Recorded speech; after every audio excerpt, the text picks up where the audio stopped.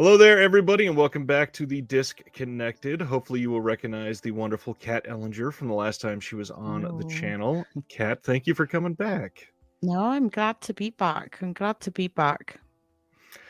last time we were on, the on-camera talk was wonderful, and I'm not going to put that down in any way, but afterwards, we had this really cool moment of just understanding that both of us came from a place of understanding, essentially, through the lens of neurodiversity, which is not something that gets spoken about in this hobby, in this field, in this general area.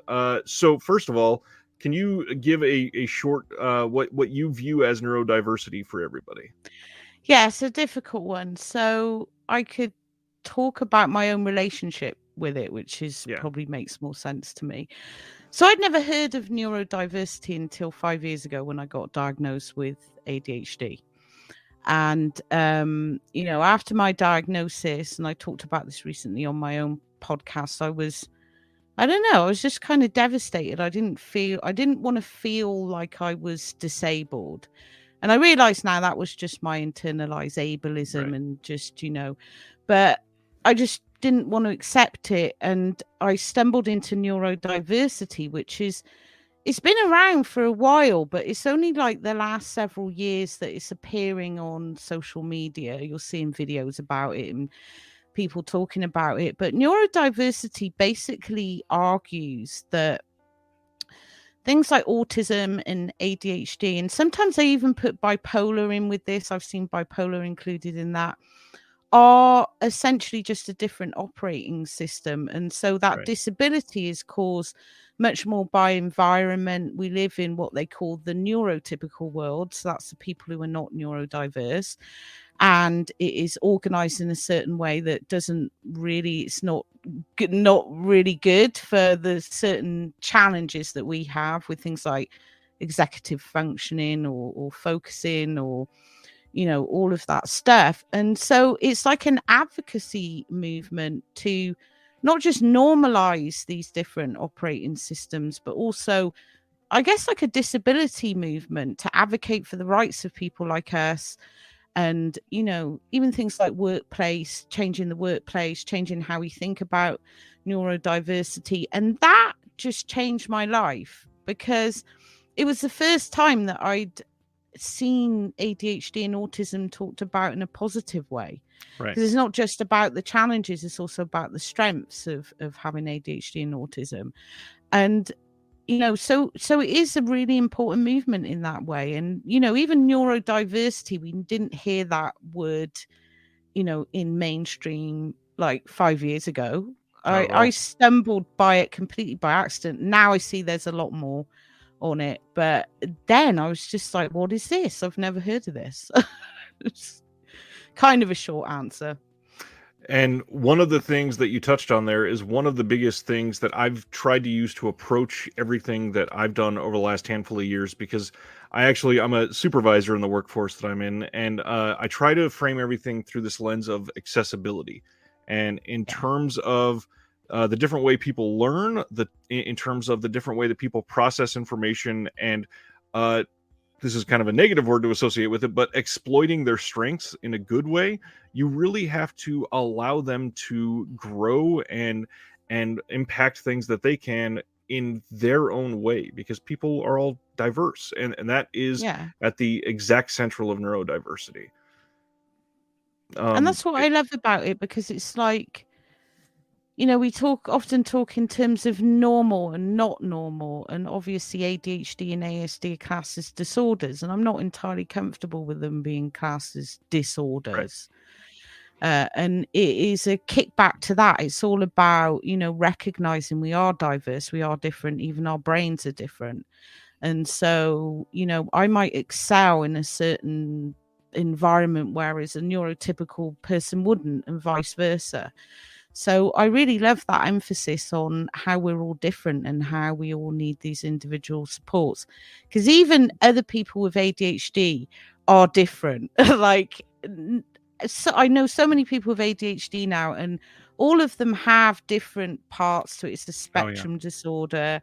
And with me, it's mainly executive functioning, whereas some people are more hyperactive, some people are more have memory issues. You know, it's completely different for all of us. So putting that like tag on as a disorder, it's not helpful.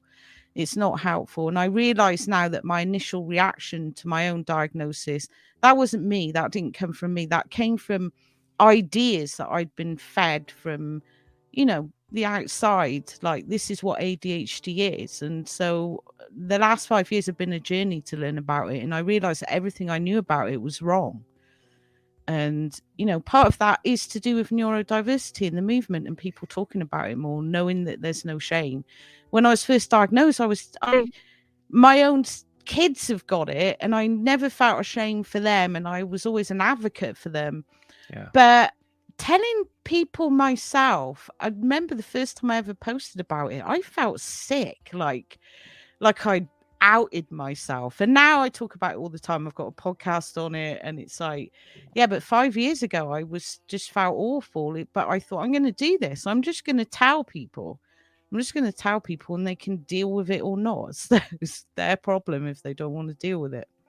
And that's how we strengthen the accessibility. And my side of that, I just got diagnosed not even 6 full months ago yet with having ADHD, and I am still learning all kinds of various aspects of it, considering it's only 6 months old. And I feel like this baby neurodiverse person that is really just taking some of those first steps. But the hardest part for me is the only reason that I even sought out diagnosis is because I have 2 kids, and both of my kids have been diagnosed with autism.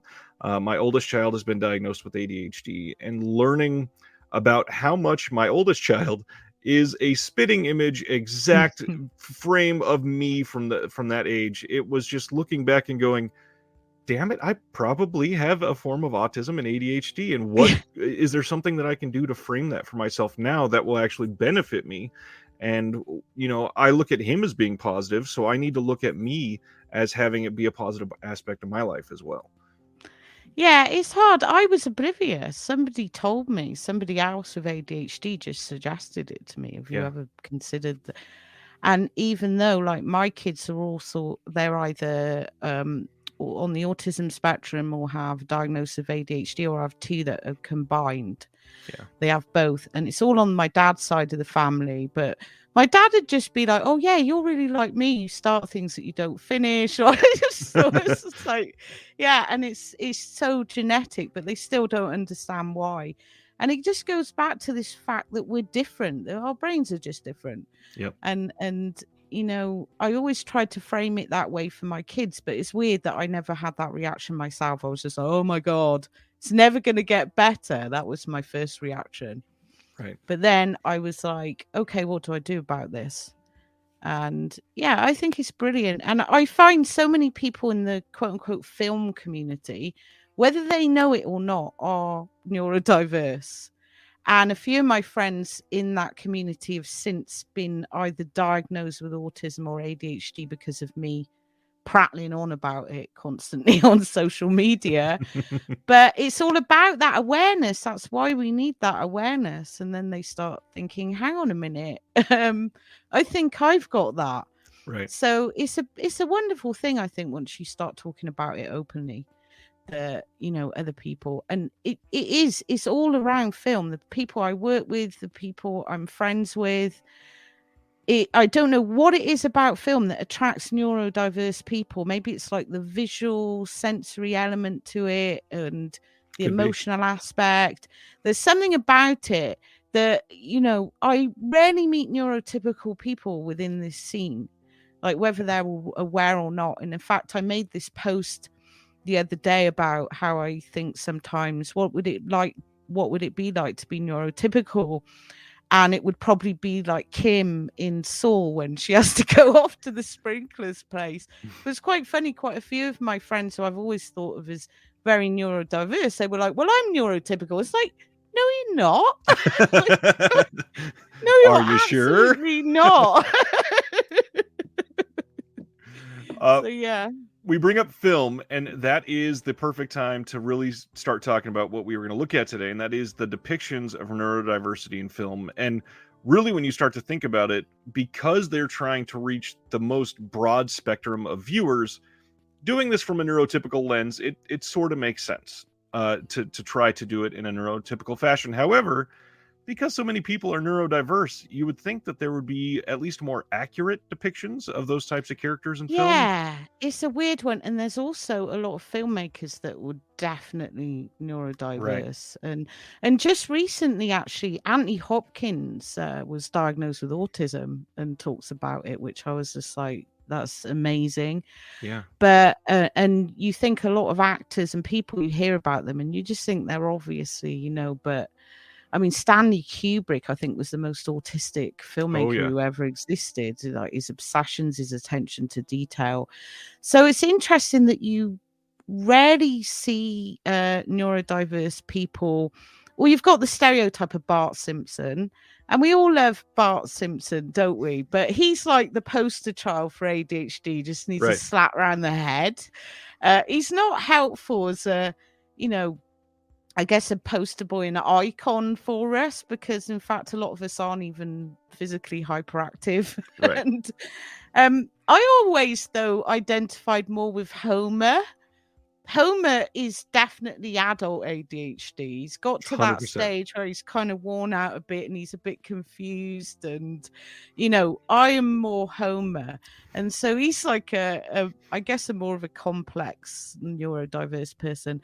But when you asked me, should we do something on this? I was just thinking, where are they? Like, where are the... Right. Kim Wexler is definitely on the spectrum. And my theory is Saul is ADHD. So... because he has that no cause and effect thing. He's very impulsive, but he's also a big problem solver and he's got all this energy. And she is very sort of logical in that. So, and I've seen other people, I've seen memes going round about Kim as well from the neurodiversity community. So, I think, well, maybe there is something in it.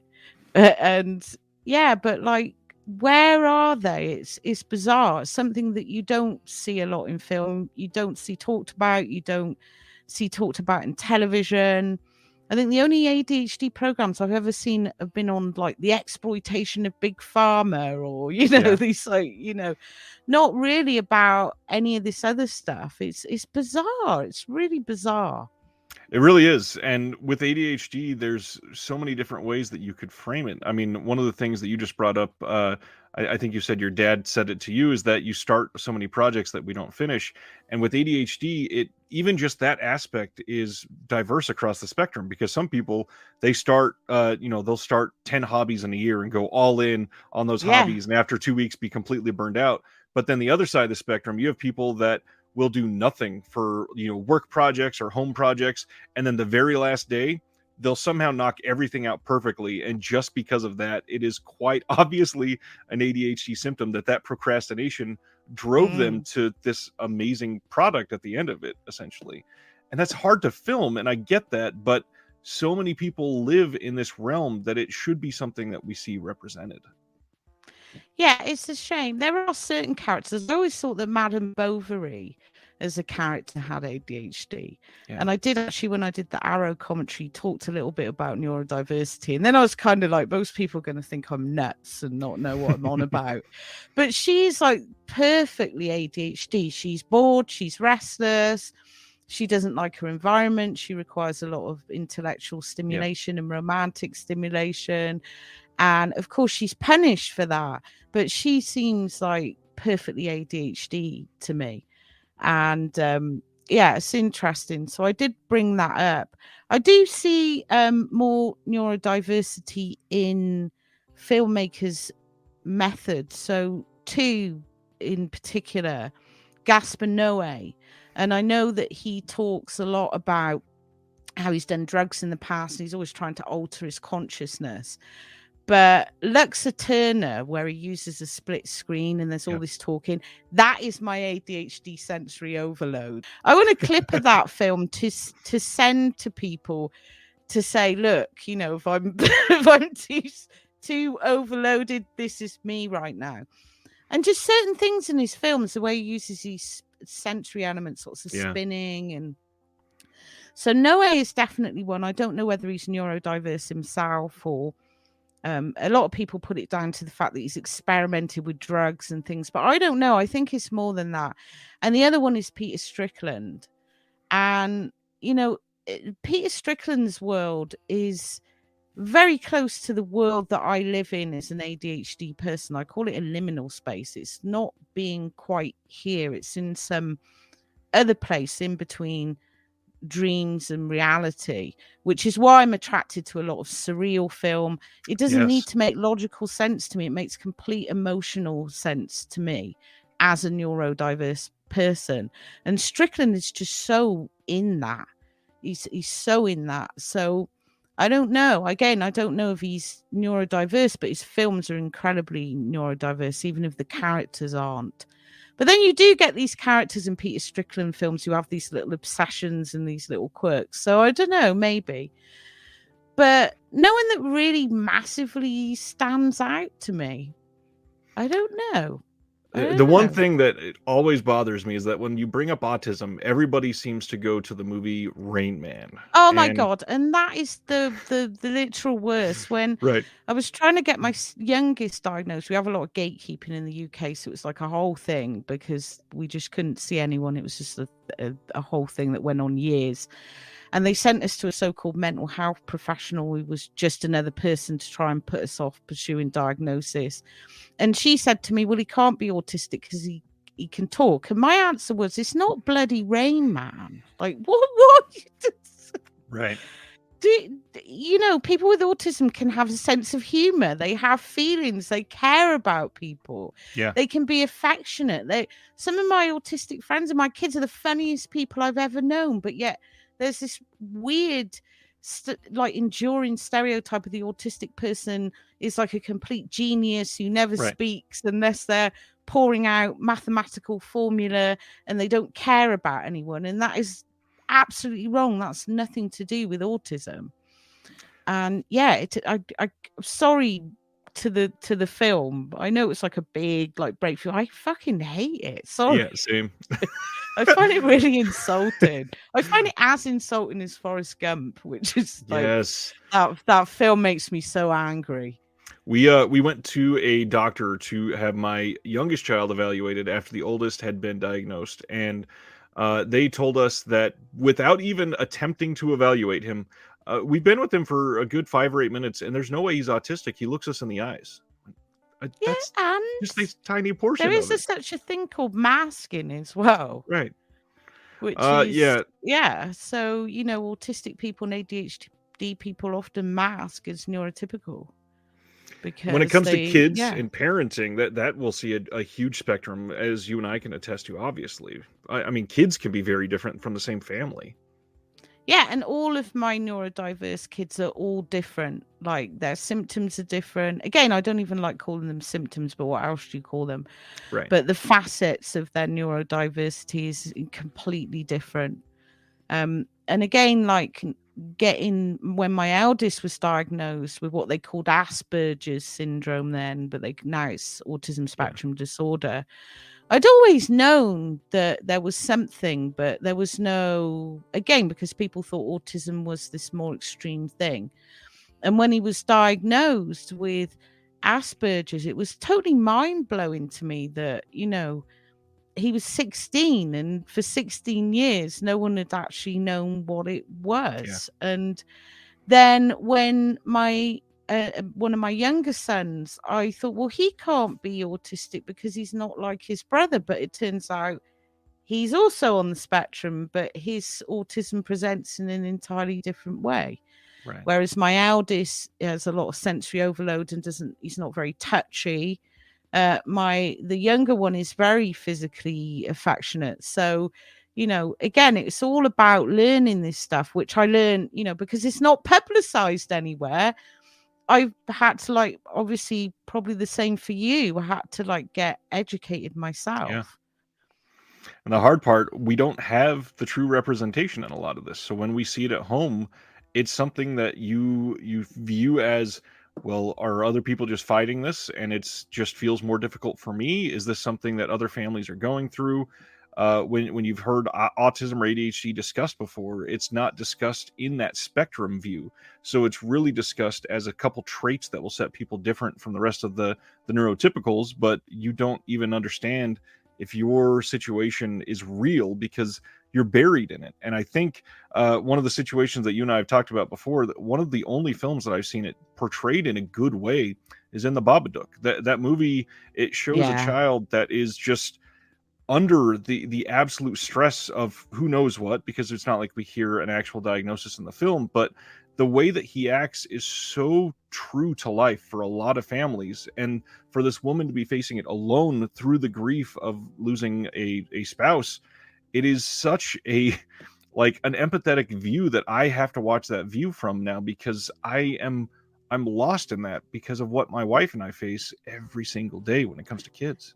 It's amazing, and I hadn't had my diagnosis when that came out, obviously, but I just totally fell in love with the film. And for these reasons, the when she's trying to deal with this son who's having like a total meltdown, it's like I've lived that as a Yep. single parent, and the surveillance and the judgment and just the sheer fucking exhaustion as well. I love that scene where she's trying to masturbate. She's just so fed up, like she wants a stress release, and the kid comes in, and it's just like, oh, for God's sake, just and I saw people respond to that. People obviously say there's the grief element and this and that, but people sort of saying, oh, she's not a very nice mum, and just take it in this. And I thought she was an absolute hero in that film. Yeah. And so even though I didn't fully understand it, because I hadn't started thinking about it so much in the terms that I understand now, just on an instinctual level, I was like, my God, this film is incredible. Yeah. And it does talk about what you're dealing with, what you're dealing with in the home, how it is to bring up with kids on the so-called special educational needs. And a lot of that stress is external as well, like trying to keep down the job, the kid doesn't fit in at school and he's getting sent home, and people are like, your kid did this thing, like all the time, all those external pressures. And it's an incredible film, and I've not even seen it. I did liner notes for it and I kind of wanted to go there, but I didn't. I chickened out a bit. I did more about motherhood.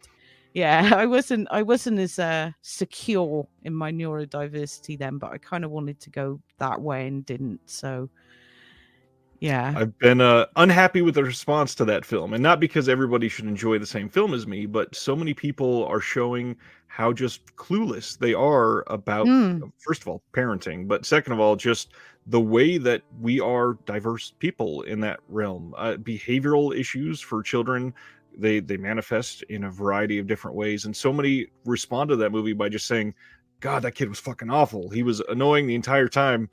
Yeah, the horrible, awful kid and the horrible, awful mum, and that's not how I saw it. Right. I didn't see that kid was awful, and I didn't think the mother was awful. I thought they were having a really tough time of it with literally no support from anyone. And you're right, there are like a lot of ignorant responses to that film. I think it just went completely over certain people's heads. But then again, we don't hear this stuff discussed like ever. As a parent, and I talked about this on my podcast because I felt inspired to talk about it, because I saw this woman in an ADHD group who was she wrote this screed. It was just berating herself for being a terrible parent. And it just, I spoke directly to her, but then I thought I need to talk about this, because when my kids were growing up, and my eldest is like 30 now, I had him at 17 because ADHD. And,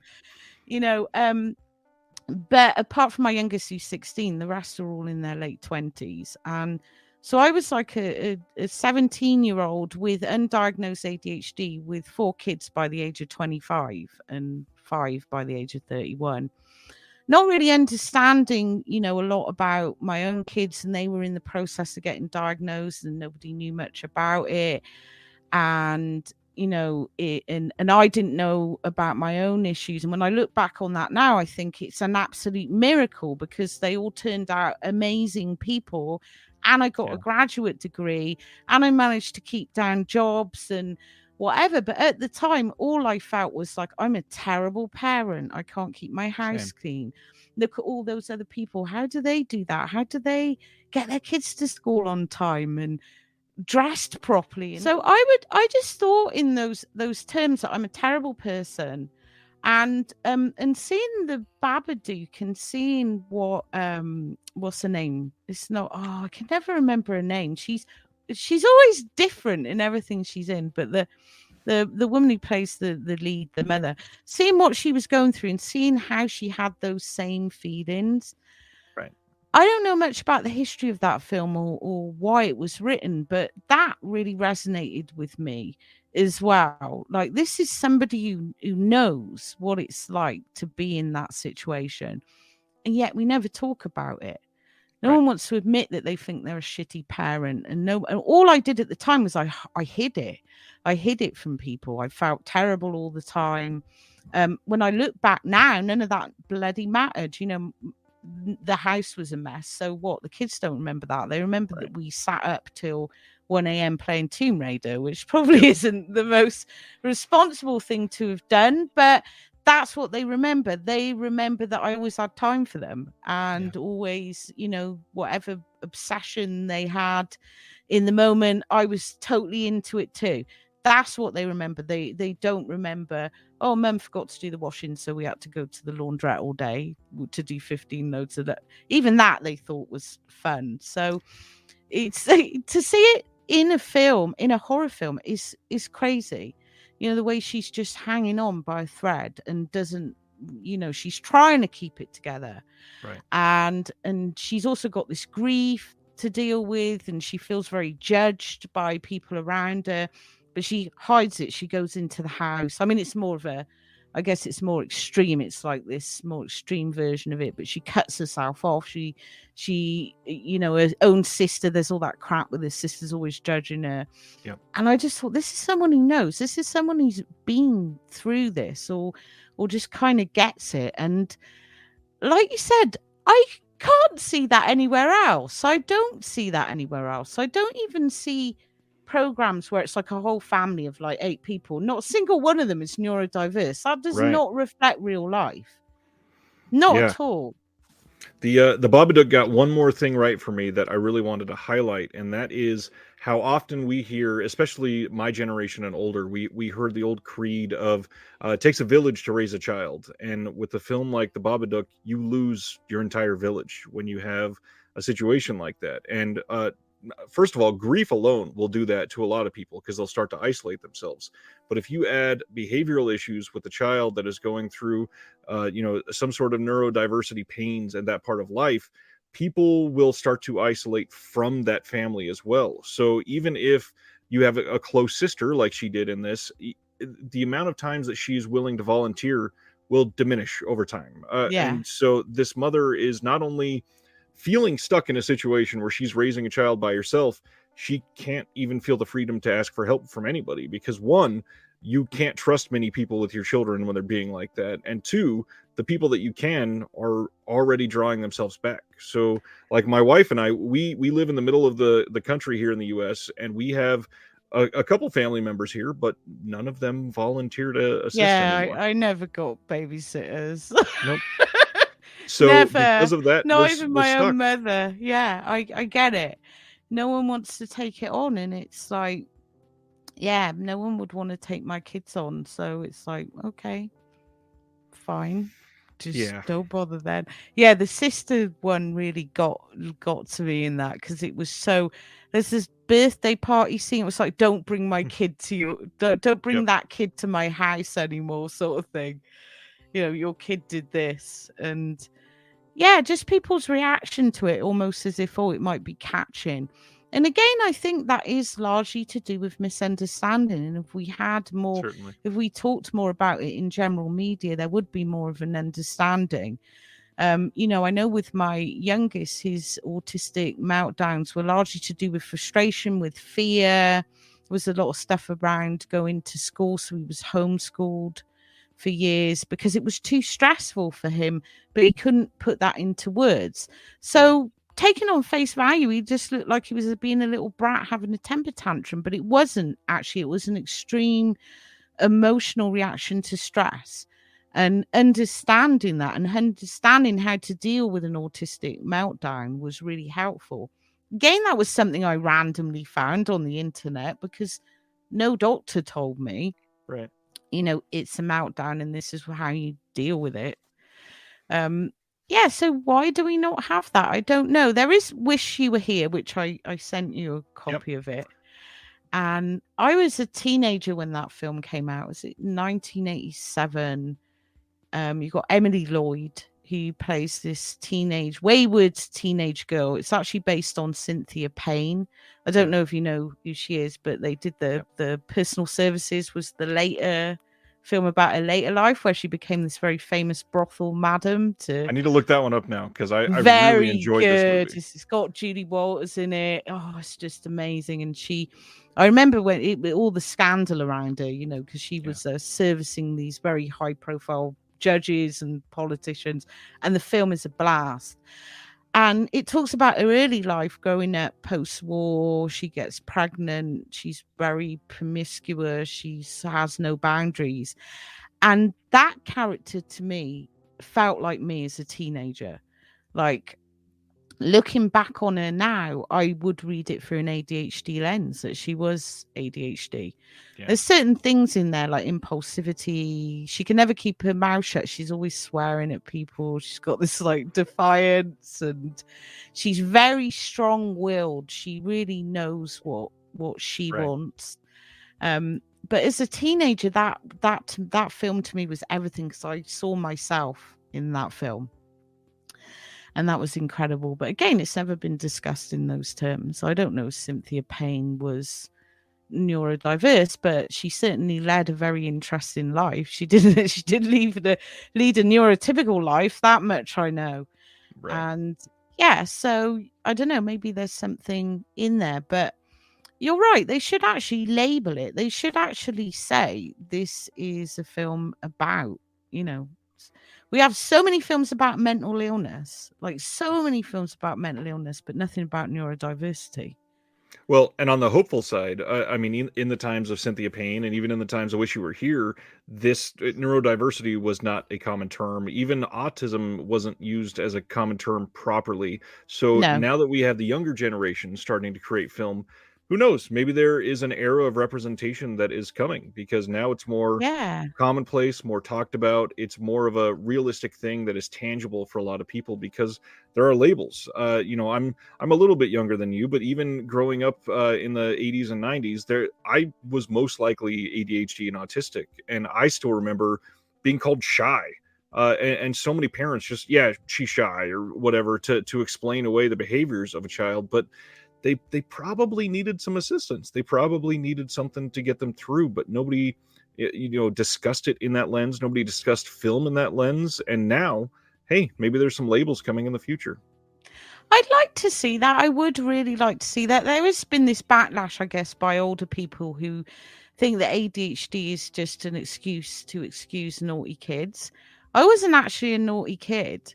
Same. I was a very dreamy, sort of weird kid. My hyperactivity didn't kick in till puberty, which is apparently quite normal for girls, and which is why a lot of girls misdiagnosis. But I started getting into trouble a lot at school, and so no one knew what ADHD was then. And I started acting like kind of impulsively in my teens, and nobody ever thought maybe it's neurological. Right. They would put me through this thing like, oh, it's this, she's in with a bad crowd, or heavy metal's making her do this, all these ridiculous things. But even in the 90s with my oldest, people didn't know. They would say the shy thing to him. And I used to say to his teachers, because they were always trying to force him to be social, like we're putting him in these social things, so he's not social enough. I kept saying, but I don't think he likes being social. Well, no, you have to be social. But he's actually comfortable, like he's happy. why are you doing these interventions? He's like, oh no, he has to be social, but he's happy. Yeah, And they training thought it was kids to mask. shyness.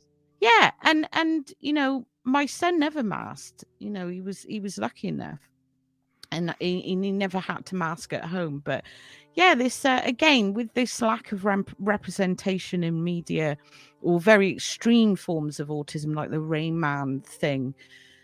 I think we get this backlash now where people are like, oh, that's just a made up thing, because all these perfectly functioning people can't have this thing. And it's like, well, one, we're not actually perfectly functional. We might be high functioning, but there's a lot of stuff you don't see.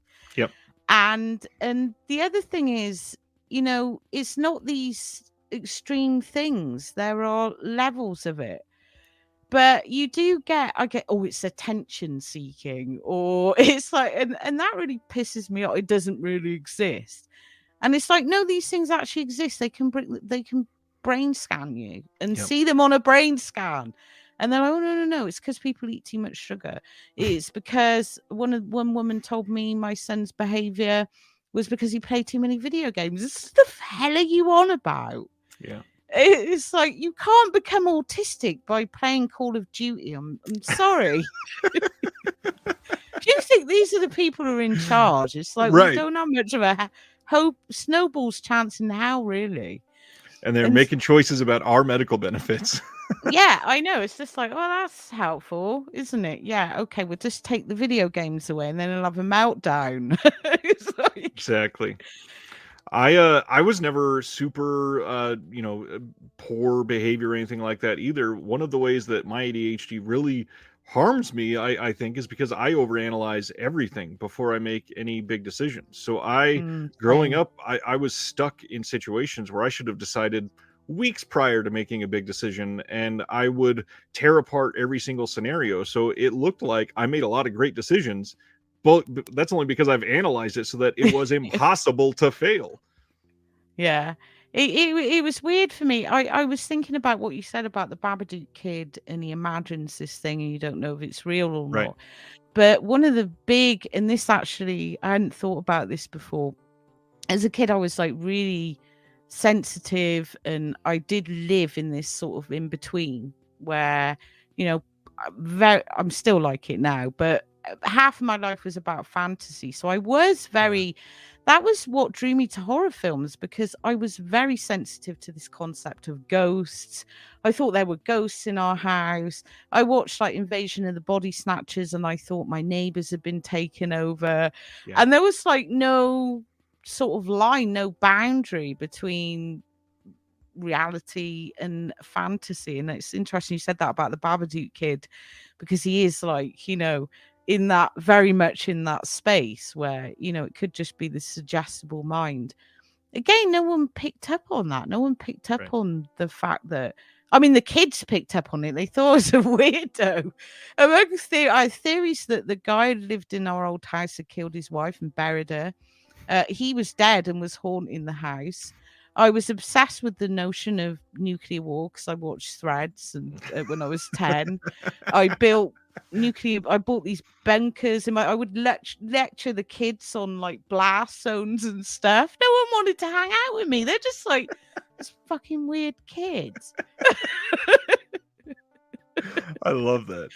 What's funny though is that sort of thing, that type of neurodiversity kind of lends itself to horror perfectly, because our reaction to certain situations, it causes increased tension. It causes this extreme anxiety. It causes this social isolation that is terrifying. And not only to the people that are in the situation, which it is, but the people witnessing that situation look at them as off-putting or scary as well. So I'm shocked we don't get more related to that, where they're, talking about these sorts of traits in people.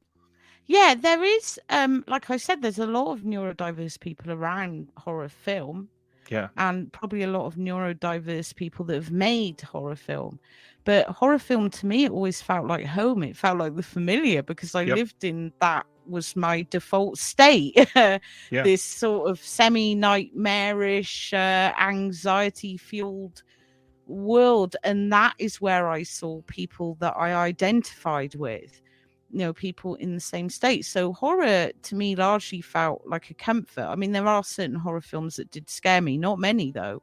The Shining, The Exorcist, and Ringu are probably the only three films that really scared me outside of Dracula, Prince of Darkness when I was 6, and that did terrify me. But mainly it was I felt identification in horror. Same. Yeah, and I hear a lot of horror fans talk about this, how they felt like an outsider, or they responded to it in that way. I wasn't scared of the vampires. I wanted to be a vampire, especially the living at night thing, because my ADHD causes a sleep disorder. and so I've always had, it's not actually insomnia, but I've always had like a delayed sleep phase. And I was like, this would be perfect for me. Never get old, never die. You can live at night. One of my favorite aspects of watching horror is for the empathy factor, because feeling the anxiety and the dread that they feel in these situations, I feel that almost every single day. So watching these, it feels like a validating thing for me, knowing that other people feel these same emotions. And I know Kayla Janice wrote about that, not from a neurodiverse perspective, but from a mental health perspective. Right. That was like the entire thesis of House of Psychotic Women, which was a groundbreaking book, and obviously that's just been republished again, and we've got the Severin box set with a selection of films. But that was the first time that somebody actually started saying, I have mental health problems, and this is my relationship with horror film, with exploitation film. And I don't actually find these films offensive or scary. To me, they are comfort, and this is why. And so Kayla's work is so important, so important in that field, because it starts to open the door a little bit. And I've done a little bit around neurodiversity on my Patreon, but I'd like to do more, because I think it does affect your relationship with film. You definitely watch film in a very different way. Yeah. Even as a film critic, a lot of film critics around me tend to be more about, I'm very cerebral and here is my thesis and blah, blah, blah. And it's all about that. And it's very cold. And I've had some sort of negativity from peers who think that I am too emotional about film. Like, one of the criticisms I've had is I'm too enthusiastic on commentaries. It's like, I'm watching a film I really love. I'm not going to do a commentary on something I don't like. And, I'm watching it with obviously fans of that film, but that one ticks them off. And I did a whole video on it because I started to think, but this is how I connect to film. I'm less likely to, unless I've seen a film millions of times, and then I'll obsess over every line of dialogue, and I'm that person who says the line before it comes out. I'm that. But generally, my takeaway from films isn't details or even like these little minutiae that people tend to focus on, or plot points. It's how I felt. Right. That's what I take away from a film. And then when I go back to write about something, or I go back to podcast about something, I always have to go and watch it again just to double check, because all I'll be left with is a feeling. Because that is how I connect to film, first and foremost. It is a very emotional, unspoken, almost wordless, which sounds stupid if you're a film critic, say it's wordless. But it is wordless because it's somewhere else. And in Bergman's autobiography talks about this. Bergman was definitely very neurodiverse, and I adore him. And again, you see Hour of the Wolf. I don't know if you've seen that, but it's all about anxiety and depression, and it is just a fucking masterpiece. But it's also the closest he gets to horror. And he did Persona as well. But he talks in his book, because people have made, like Bergman, this intellectual monolith, and they write these big, like, wordy essays about him, and they're very, oh, look at me, I'm very clever.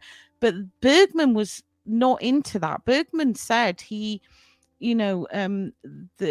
film was like a gateway into the soul, and it was beyond language. He wanted to connect to people on this more spiritual level.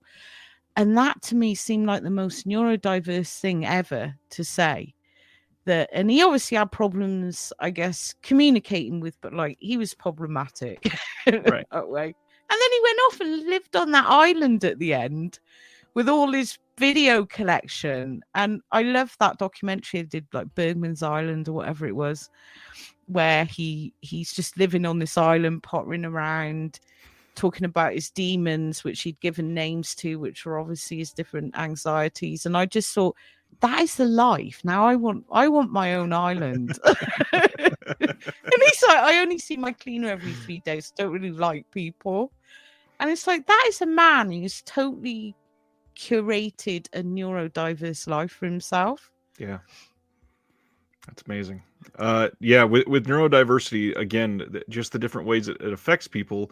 One of the things that I wanted to look at this with, other than Essie Davis, by the way, that was the name of the mother. Essie Davis, that's it. She's also in that amazing 20s murder mystery thing, Australian thing. Yeah. Which I really like and can't remember the name of because ADHD. So.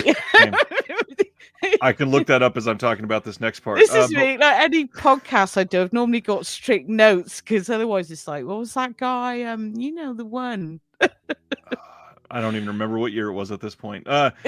Anyways, the way that we approach these, it should lead to this idea of accessibility that I brought up earlier, because not only through neurodiversity, but even things like Mike Flanagan's Hush, it was made more interesting because the main character was deaf and she couldn't hear, which led to an actual plot point, which brought up the dread, which brought up the actual terror and anxiety in the film. And with that in mind, we should be talking about film in terms of other ways that people experience them, including drawing out emotion, because just sharing plot points, we all witnessed the exact same thing on the screen.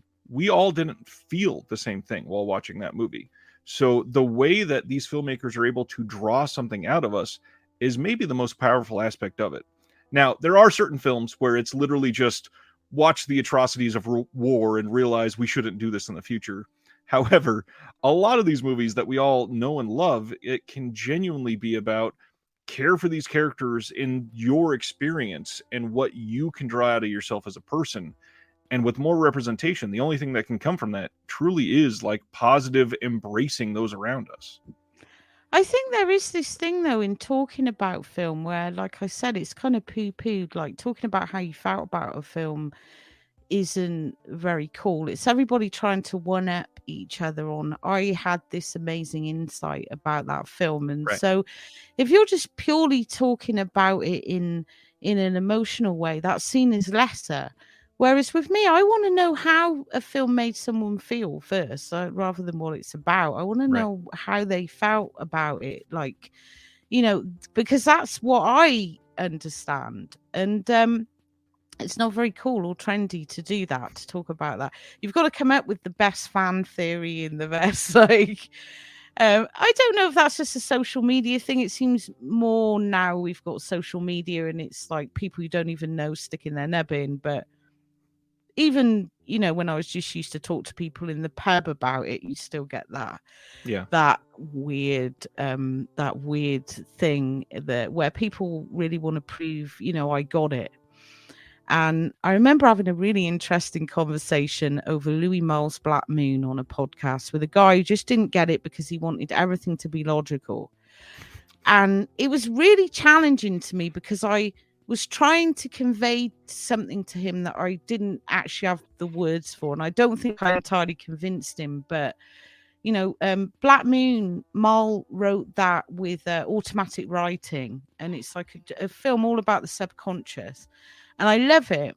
And it doesn't need to make sense to me because it makes perfect emotional sense to me.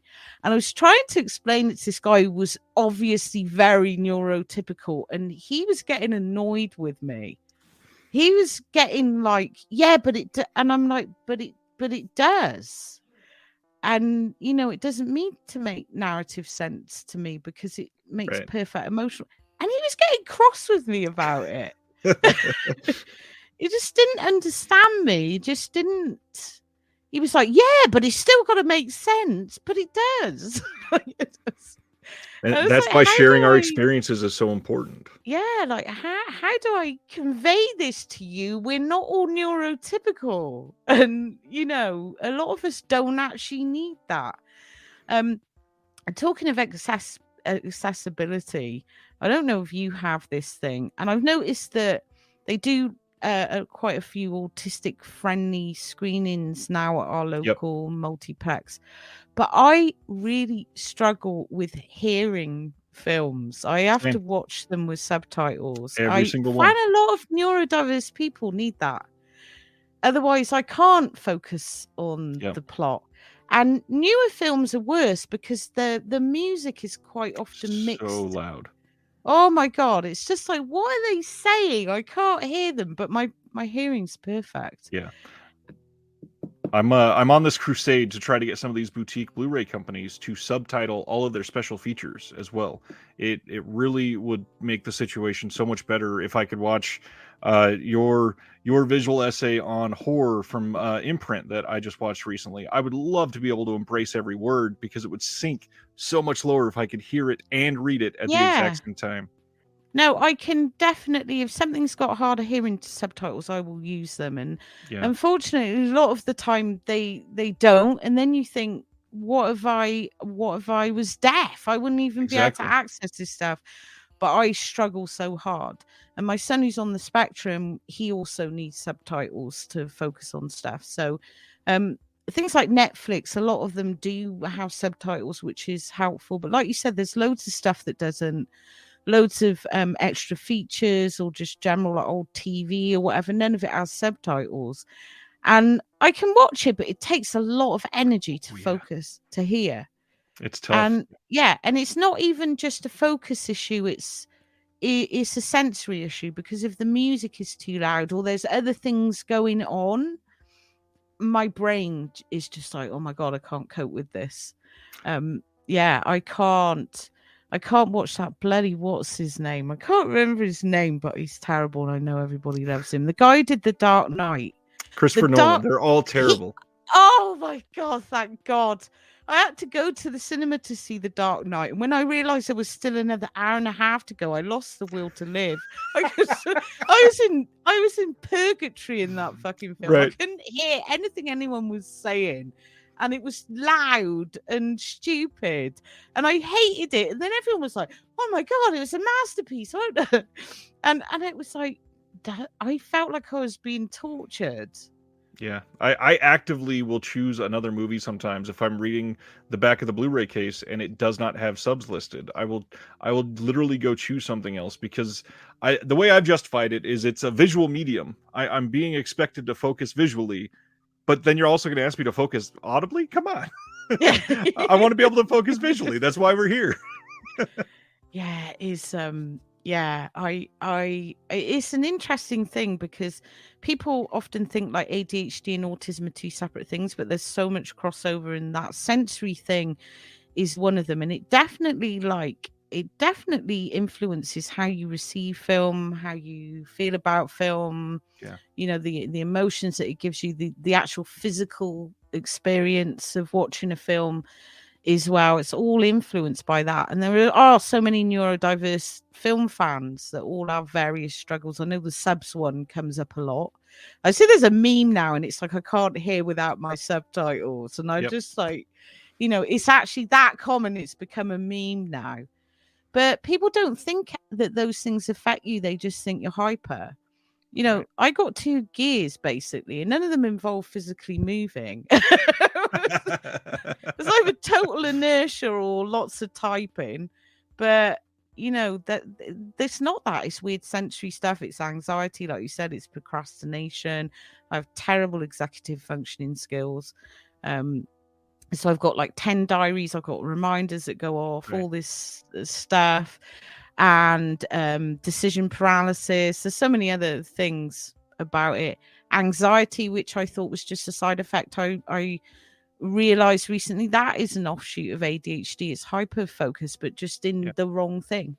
It's not actually like traditional anxiety. There is like that really good thing, the ADHD iceberg, and it's just got the hyperactivity and that at the top, and then underneath there's like all these other things, and you're just like, whoa.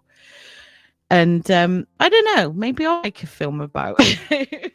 I didn't think about making a documentary about neurodiverse women. I don't know. I've talked to my friend who's a cinematographer and director about it, because I'd like to see more representation that wasn't just, like you said, these very rigid stereotypes that are not, you know. I just like to see normal neurodiverse people in stuff talking about their everyday stuff. Like, why can't we have that? Well, and one of the shittiest aspects of that whole ADHD iceberg is that a lot of us that have the anxiety about, you know, the procrastinating and how all of that just fills us with dread as we're going through the process, we all somehow are also blessed with like perfectionism most of the time. So even my God, I don't know if it's a blessing or not, though. Not at all. No, you'll get done and you'll look back and go, well, this is complete shit. Why would anybody care? I misspoke once, so why would I release this entire video, for example? There's my God. Running a YouTube channel, there's probably 5 times I've recorded a video 3 or 4 times and gone, you know what? It probably is going to suck anyway, and just straight deleted them all, and they've never seen the light of day. Oh my God. It sucks to have us go through that and look down on ourselves, when in all reality, it's just a part of our neurodiversity. I've scrapped like half commentary before. I've scrapped like whole essays and just written them again, like entirely. Got to the end of the booklet essay, like it's due the next day. Oh my God, I don't like this essay. Whole, like, you know, I'm emailing the producer going, sorry, I'm just rewriting the whole essay now. They're all used to me by now, but I often wonder, you know, what the hell do they think? You know, I've just completely re-recording this now. I don't like it. And there is that perfectionism, I think, that like perfectionism, which is a blessing and a curse at the same time, because it can, in my own like professional work, I've had to learn to just let go of certain things and move on, because it took me like 3 years to write my first book. It's a tiny book, but I spent like 2 of those years stressing over deleting large chunks of it. And like, I couldn't believe it once I'd finished it. And then I sent it in. I was like, oh my God, that was shit. It was like the shittest thing.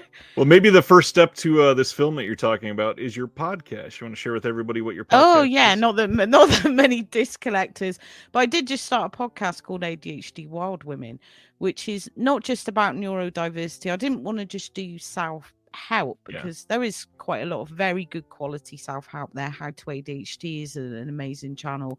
There's some really, really good stuff on YouTube, especially, and it's all free. So I didn't want to do that, because I thought, like, well, everyone's doing that. I wanted to talk about how like ADHD really is like incompatible with traditional femininity. So, you know, we're always too much or too little of something. We go against that whole stereotype. You know, we're definitely not fucking passive, like, you know, but I wanted to sort of explore that, and also other aspects of ADHD as well. So I just did episode 2, and that was just all about diagnosis. And how following diagnosis you can have like a period of grief, or it can be like a difficult period where you are, like you said, like taking these steps into this new life. Like, who am I? I'm like this new person. But the first episode was about, I used the book Women Who Run with the Wolves, which I absolutely love, and I use a lot in my film work.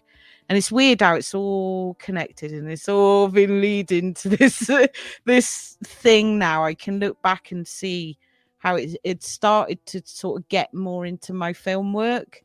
And I got to the point where I thought, well, I need to do both now. You know, this is outgrown the film thing.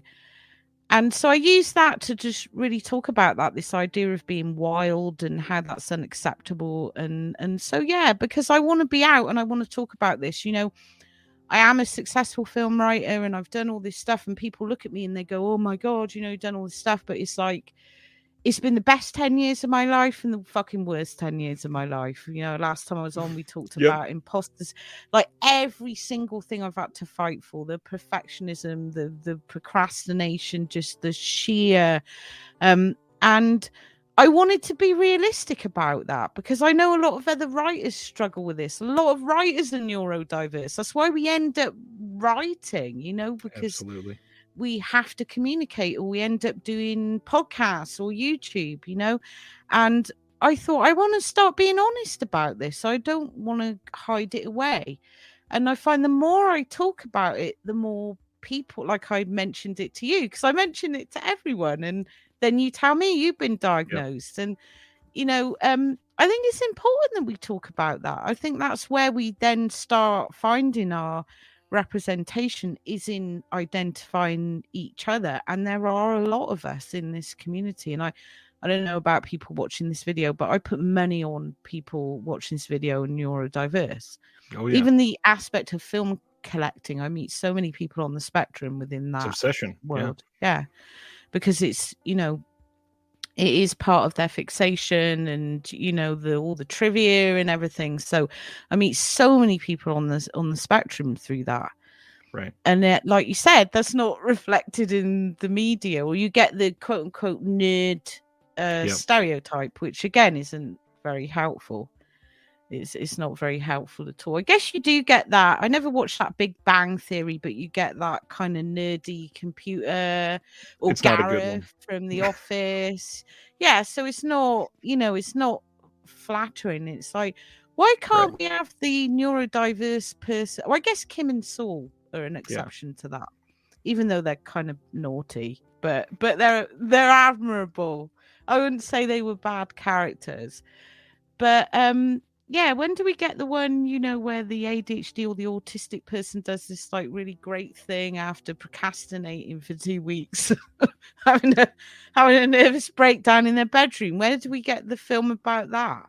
Yeah, and we get a label on it and told that this is a plot point, that they're struggling with this, and that, you know, it affects the entire family. It's something that is going to be a part of their life for the rest of their life, and they're trying to, you know, find it within themselves to be able to make that a strength rather than a crutch or something that will hold them back. I think it's a reflection of society, though, because it's not seen as a strength.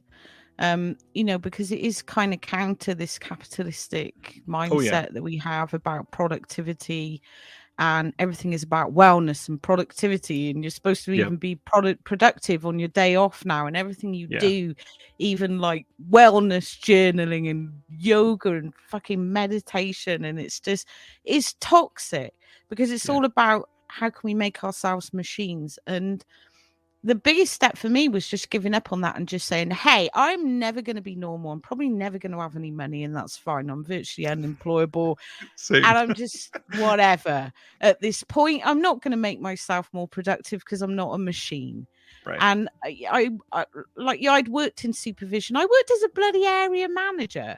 And I was great with the people. I was shit at the paperwork. I was always hiding things I hadn't done, and annoying my micromanaging, very sort of organized boss by what he called my chaos, which he couldn't cope with. But I was good at the job. And, you know, but it cost me. Everything costs. It's got an energy cost. And so all the years of stressing and worrying that I've messed up or I didn't do this right, you know, I'm just going to let go. I'm going to be out as who I am. I'm going to tell people. And if they've got an issue with it, whatever, they're not people I want to be around then. And I have found that a lot of people have been very accepting about it. Even like my clients, I think some of them think it's weird I say that, because I just sort of kind of like, oh, okay then. But I will say, look, I need a very rigid deadline. I need very particular instructions, because otherwise it's, you know, it's going to drift off. You can't say to me mid-March. That's never happening. Every day is mid-March after the 15th. Yep. And that's the thing. What can we use to not not mask ourselves and not make us act more neurotypical, but we can find ways to make ourselves more successful knowing that that is a part of our life. So things like using a very rigid calendar app is something that I've had to do even long before my diagnosis. I realized if I don't do this, I'm completely worthless. So I have to use this or I'm just god awful. That and when you first look for something because it's missing, that first place you look for it, that's probably where you should keep it because that's where your mind is going to go. So it's just something to set 3 yourself years up. ago, somebody told me, if you have a place where you put your car key, it will always be there. And I was just like, so now as a place, and it's like, oh my God, this is mind blowing to me. Yeah, I've totally that. It was all about the next planner or the next thing. Like even before I got diagnosed, I was always on these like reading self-help groups books about productivity or how to get things done. And what I didn't realize was they don't actually work for neurodiverse people. You need other ways. But I have notebooks and planners.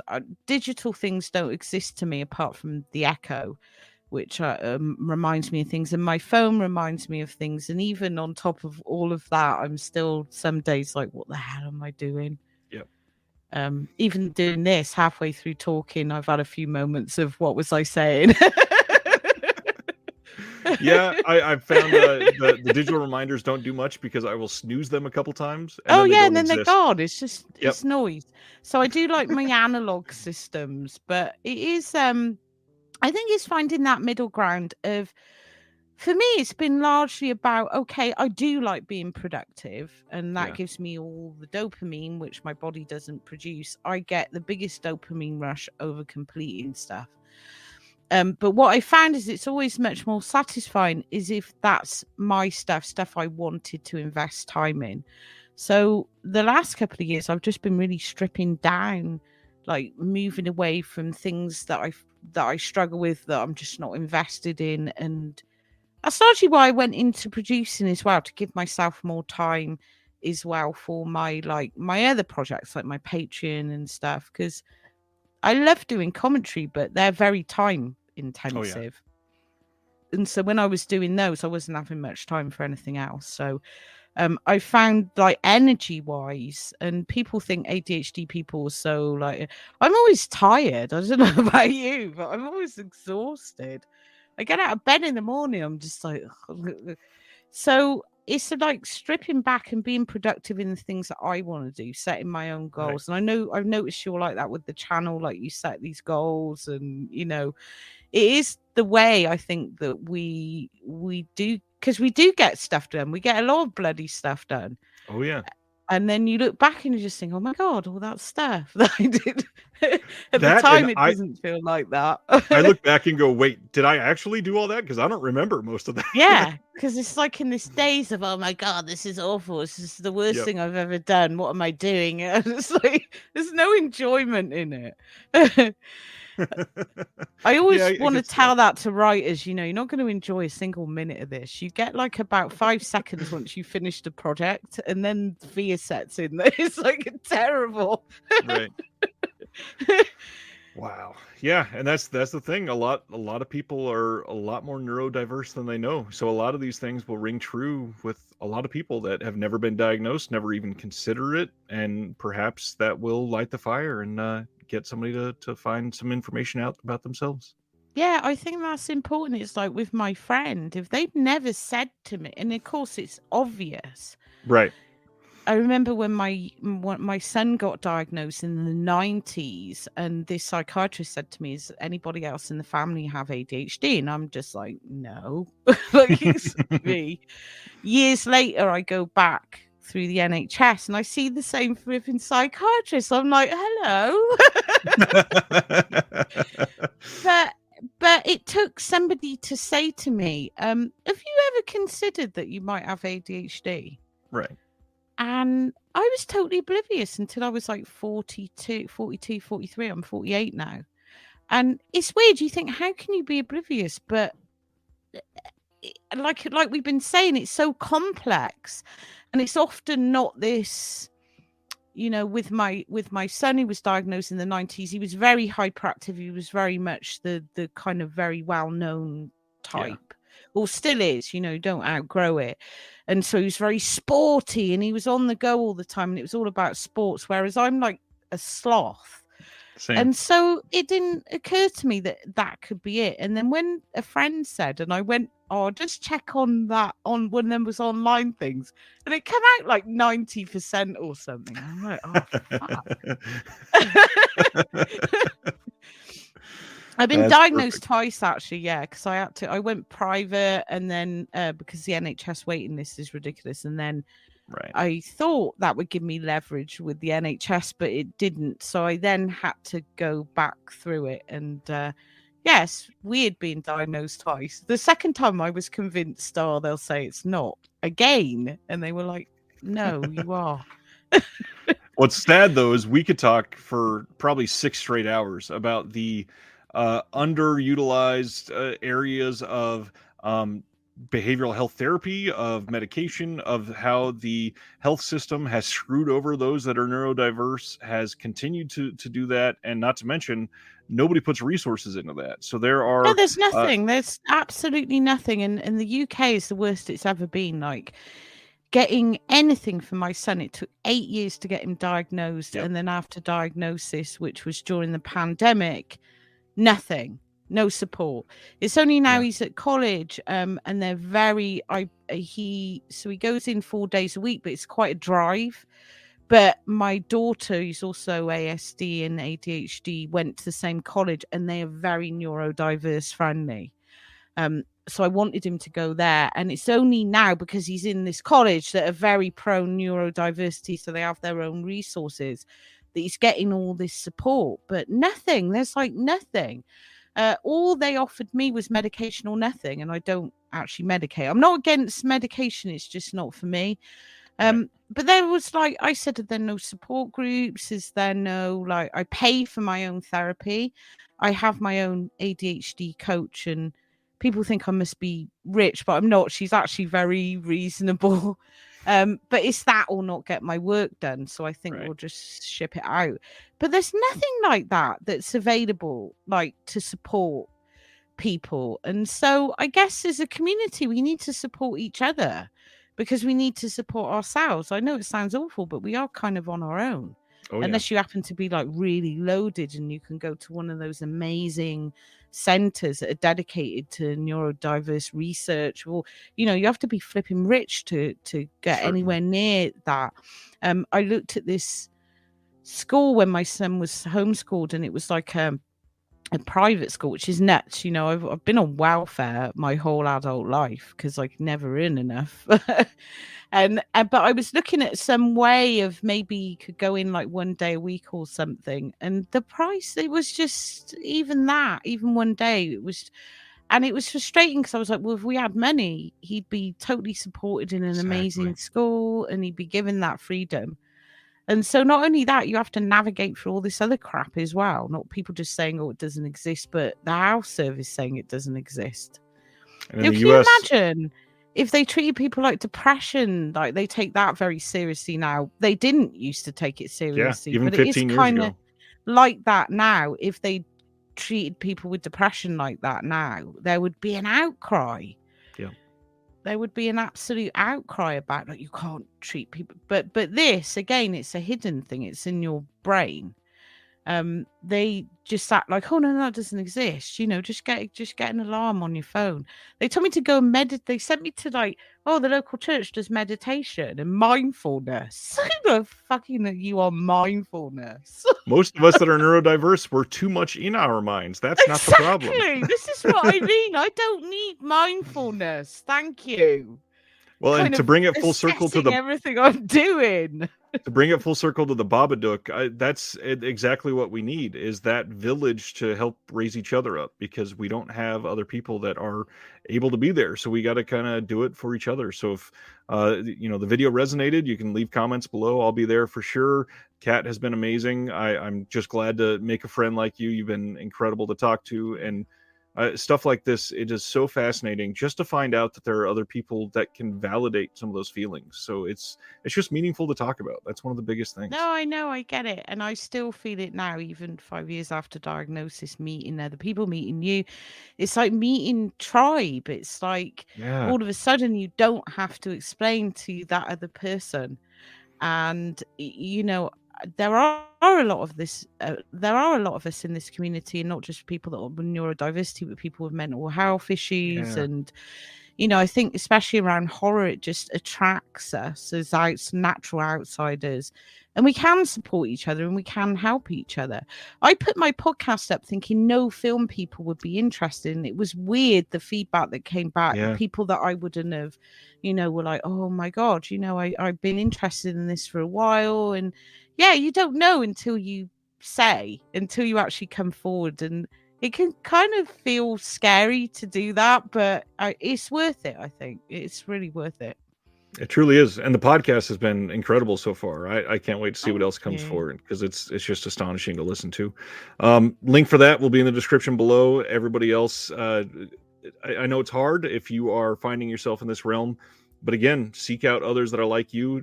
Talk to me, reach out to anybody else, and find those resources, because that village is out there. There's a lot more of us than you think, but it can be hard to nail down that tribe sometimes. So just share your experiences. That's the biggest thing. I like that. The village is out there. Yeah. Kat, thanks for your time. I'll let you get back to the dog and the family that you got for you. Thanks, and hopefully we can talk about something else here soon. Yes, thanks for having me.